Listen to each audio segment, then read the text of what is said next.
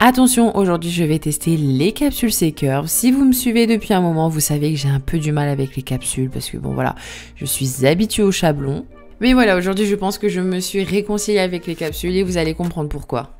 Mais il y a quand même quelques petits trucs qui me chagrinent, vous allez voir dans la vidéo. En tout cas, regardez-moi ce avant et vous allez voir le après qui est quand même beaucoup plus joli. Bon, maintenant j'arrête mon blabla et je vais vous laisser avec la vidéo.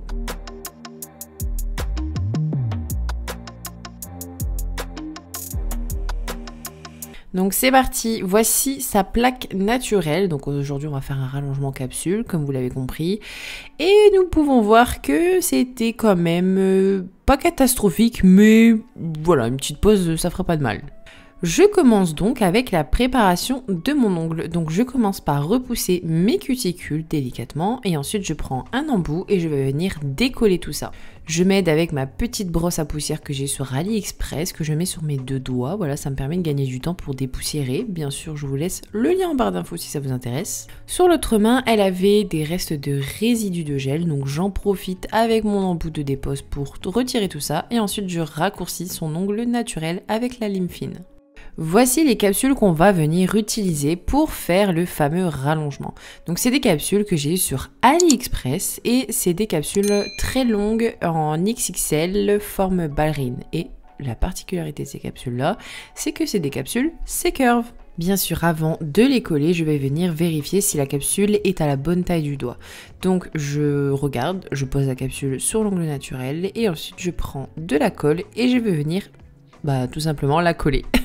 Quand je colle ma capsule, je fais très attention de ne pas avoir de bulles d'air, sinon ça peut créer des décollements. Et je vais commencer par faire un mouvement de bascule, vous voyez, pour chasser toutes les bulles d'air et pour que la capsule soit correctement collée sur l'ongle. Je vais vous expliquer un truc, ne faites pas la même erreur que moi. J'avais pris une colle à capsule de chez Ongle 24 qui traîne dans le fond de mon tiroir, sauf qu'en fait je me suis rendu compte qu'elle collait pas. Et c'était parce que ma colle était périmée. Donc si vous avez remarqué que votre colle ne collait plus bien, jetez-la et rachetez une nouvelle. Pour le moment, je n'ai rien à dire. À vrai dire, je suis plutôt agréablement surprise. Seul petit bémol que je pourrais dire pour l'instant, c'est que on peut coller une capsule de travers. Voilà, il y a moyen de rattraper ça à l'image, mais c'est le seul petit bémol pour l'instant que je peux dire. Donc voilà, maintenant je vais venir couper mes capsules, sauf qu'il y a un deuxième petit bémol. L'autre bémol, c'est que les anciens coupes guillotine pour les capsules ne sont pas adéquates aux capsules C-Curve. Donc voilà, si vous faites des rallongements avec les capsules C-Curve, dites-moi comment vous faites pour couper, parce que moi j'ai coupé avec une pince, une vieille pince, mais c'était trop la galère, c'était trop chiant.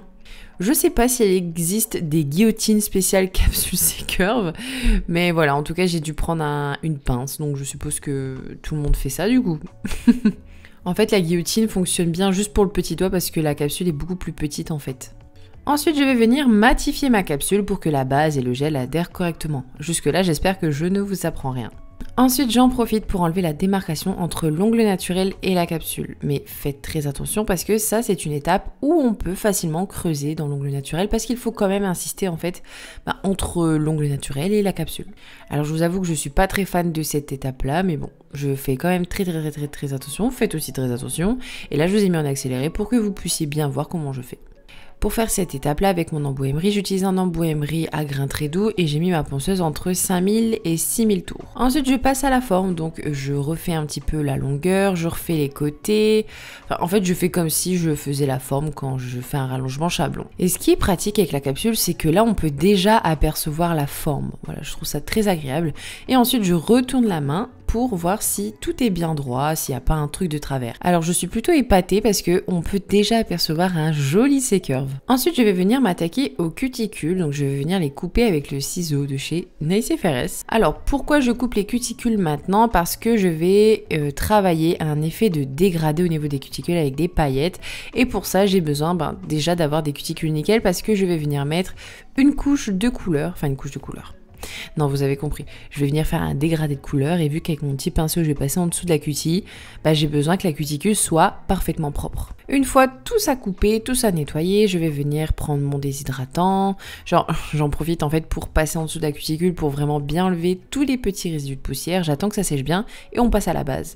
Pour la base, je vais venir utiliser la porcelaine basse de chez Slovianka. Donc c'est vraiment un blanc laiteux. Je vais mettre une fine couche sur tout l'ongle naturel. Bien sûr, attention de ne pas toucher les peaux et de mettre une très fine couche. Non mais regardez le pouce, c'est très satisfaisant. Et d'ailleurs, je vous ai pas dit, mais pour les capsules sur AliExpress, bien sûr, je vous mets le lien en barre d'infos.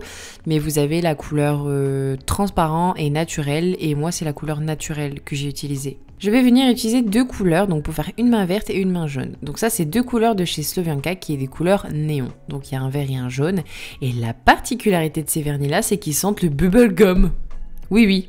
Je vous jure, ça sent le chewing-gum, c'est très perturbant. Je vais me prendre un pinceau nail art et je vais venir appliquer une fine couche au niveau des cuticules et je vais venir légèrement dégrader, donc d'abord avec mon pinceau nail art et ensuite je prends un pinceau à dégrader et ça va me permettre de m'aider en fait à dégrader sur la longueur la couleur. Pour le dégradé, pas besoin de faire un dégradé en mode baby boomer, faut que ça soit parfait, non pas du tout.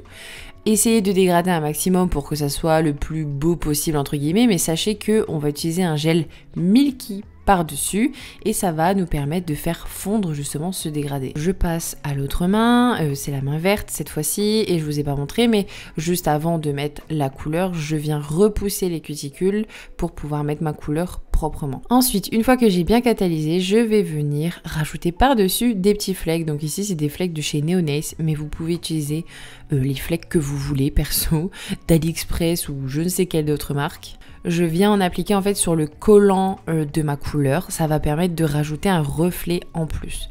Donc j'en ajoute un petit peu partout. Je les étale bien avec mon pinceau pour que ça soit bien aplati. Et ensuite par-dessus, je vais venir utiliser des paillettes. Donc forcément, les paillettes jaunes sera sur le fond jaune et les paillettes vertes sera sur le fond vert. C'est des paillettes d'ailleurs que j'ai eues sur AliExpress. Et pour ajouter les paillettes plus facilement, je vais mélanger les paillettes avec le Elastic Base Clear de chez Purple. Donc j'ai mélangé les paillettes avec la base clear sur une petite palette et ensuite avec mon pinceau, je viens les rajouter sur ma couleur. Donc je viens un petit peu les disperser à droite à gauche. Donc je fais ça sur mes deux mains. N'hésitez pas surtout à bien faire un effet de dégradé aussi avec les paillettes. Donc ça va peut-être pas se voir avec le gel milky, mais bon, je trouve que au plus toutes les étapes sont faites parfaitement, au plus le résultat sera parfait.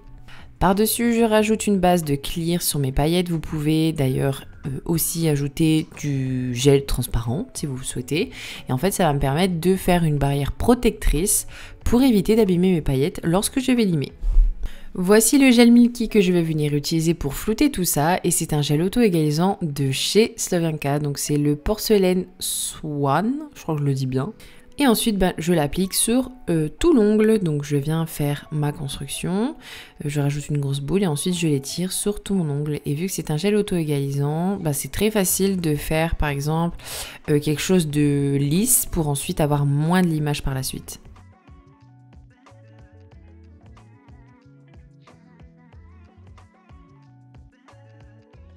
Pour recentrer la matière, je n'hésite pas à retourner mon ongle et voici le résultat une fois que toute la main est catalysée et on passe au limage.